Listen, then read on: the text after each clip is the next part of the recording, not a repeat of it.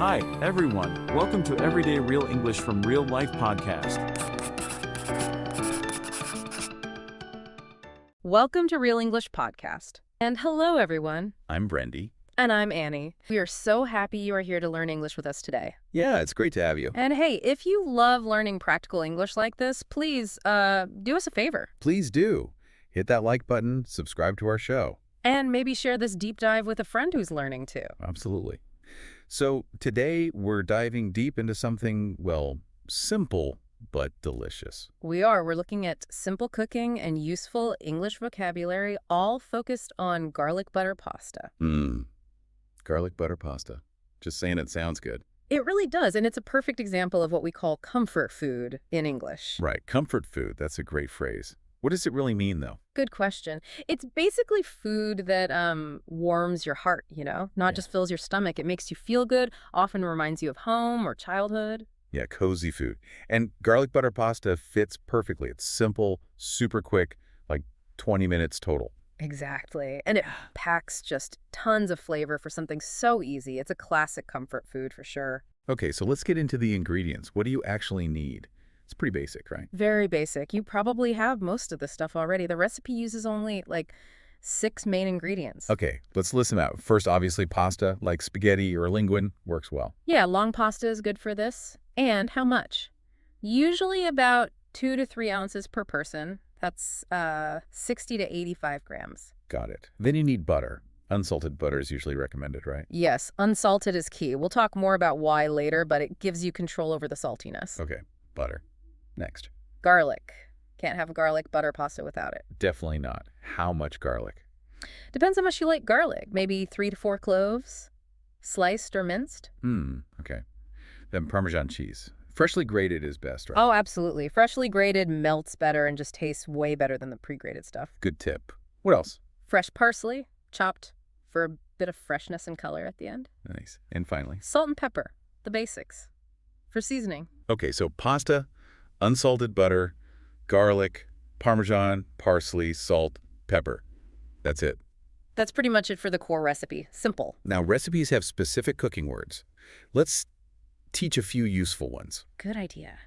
You often see bring to a boil. What's that mean? It means heat the water until it's bubbling really hard. Yeah. You need boiling hot water for pasta. Right. Hot, hot, hot. Okay, what about simmer? Simmer is gentler. It's cooking just below boiling with maybe just small bubbles rising. You often simmer sauces for a long time. Ah, okay. Though this pasta is quick, so maybe not a long simmer here. Exactly. Not much simmering needed for this one. And a really important one. Season to taste. Yes. This means you add salt and pepper, taste it, and adjust until it tastes just right for you. Everyone likes different amounts. So you're in control of the final flavor. Precisely. Oh, and 2 bonus words maybe? For the prep. Sure. Great, that's what you do with the Parmesan cheese with a grater. Makes sense. And chop for the parsley, cutting it into small pieces. Grate the cheese, chop the parsley. Got it. Okay, shall we walk through the recipe step by step? Let's do it. The goal is to learn how to make this in 20 minutes using clear English and some key technical tips. Okay, step 1, cook the pasta. You start by boiling the water, like we said. Right. And very important, add salt to the water. A good amount. Some chefs say make it taste like seawater. Wow, that's salty. Why? It seasons the pasta itself as it cooks. Makes a big difference to the final taste. Pasta cooked in plain water is bland. Ah, okay. Salt the water, then add the pasta and cook it according to the package instructions. Yes, but watch it closely. And here's a crucial tip. Ooh, okay. Before you drain the pasta, you must save some of the cooking water. Like scoop out about 1 cup. 1 cup of the cloudy pasta water. Why? That starchy water is like liquid gold. It's the secret to making the sauce creamy and silky without adding cream. Trust us on this one. Okay, save the pasta water. Got it. Then drain the pasta. How cooked should it be? You want it al dente. That's an Italian phrase we use in English all the time. Al dente. What does that mean exactly? It means to the bite. The pasta should still be a little firm when you bite it, not mushy or too soft. Right, a little resistance. Okay, pasta is cooked al dente, water is saved, pasta is drained. Step 2. Step 2. Make the garlic butter sauce. While the pasta is finishing, get a large skillet. Okay, a big pan. Yep. Melt some of the butter in the skillet over, say, medium heat, not too high. Medium heat. got it. Then add your sliced or minced garlic. And cook the garlic. Yeah, but gently. This is called sautéing, cooking quickly in a little fat. You just want to cook it very lightly until it smells amazing, really fragrant. So not brown or crispy? Definitely not brown. Burnt garlic tastes bitter and ruins the whole dish. Just fragrant. This happens fast, maybe only a minute. Okay, watch the garlic carefully. Got it. Now for step 3, this is where the magic happens. This is the magic step, creating that silky sauce. Add the hot drained pasta straight into the skillet with the garlic butter. Okay, pasta in the pan. Now, add a splash of that reserved pasta water you saved, maybe a quarter cup to start. All right, the magic water goes in. And now you toss the pasta. Use kitchen tongs, or flick the pan if you're feeling confident. Toss it all together. Tossing. What happens? You'll see the water and butter start to come together, making a creamy sauce that coats the pasta. That's the starchy water working. Ah, I see. Emulsifying, right, like you mentioned with the science bit earlier. Exactly. The starch helps the water and fat mix. Now, add the rest of your butter and keep tossing until it's melted and the sauce looks glossy. What if it seems too dry?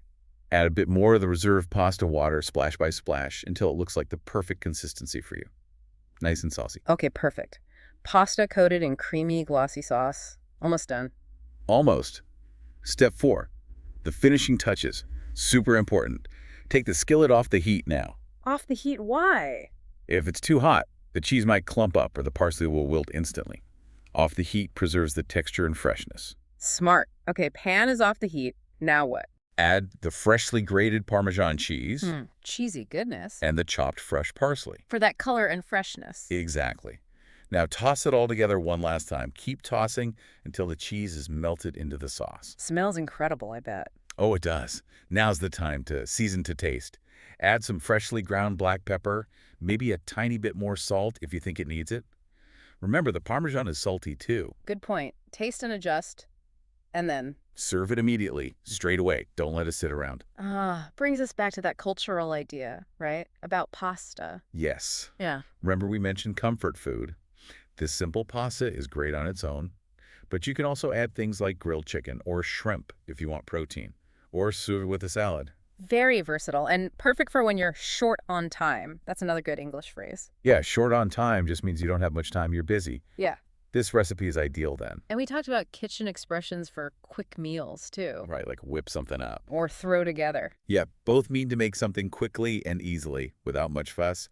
You can definitely whip up or throw together this pasta in 20 minutes. Because it uses those pantry staples we listed. Exactly. Pantry staples are those basic foods like pasta, rice, canned goods, salt, oil, things you usually keep in your kitchen cupboard or pantry all the time. So you can make something even if you haven't been shopping. Very useful concept, pantry staples. Now, about serving it immediately, there's an Italian saying. Yes, it really captures the spirit. La pasta non aspetta nessuno. Which means? Pasta waits for no one. Basically, when pasta is ready, cooked perfectly al dente with that beautiful sauce, you need to eat it right then for the best taste and texture. Don't let it get cold or mushy. Makes sense. So, when the food is finally on the table, hot and ready, what's a casual way to tell people to start eating in English? A fun one. You can say dig in. Dig in. I like that. Sounds enthusiastic. It is. It's informal, friendly. It just means start eating. Enjoy. Okay, dig in. Great expression. So let's quickly recap. We took a deep dive into garlic butter pasta. Yep, we learned the technique for that silky smooth sauce using pasta water. We covered key English cooking verbs like boil, simmer, sauté. And important terms like al dente and season to taste. Plus useful phrases like comfort food, whip something up, pantry staples. And that final happy invitation, dig in.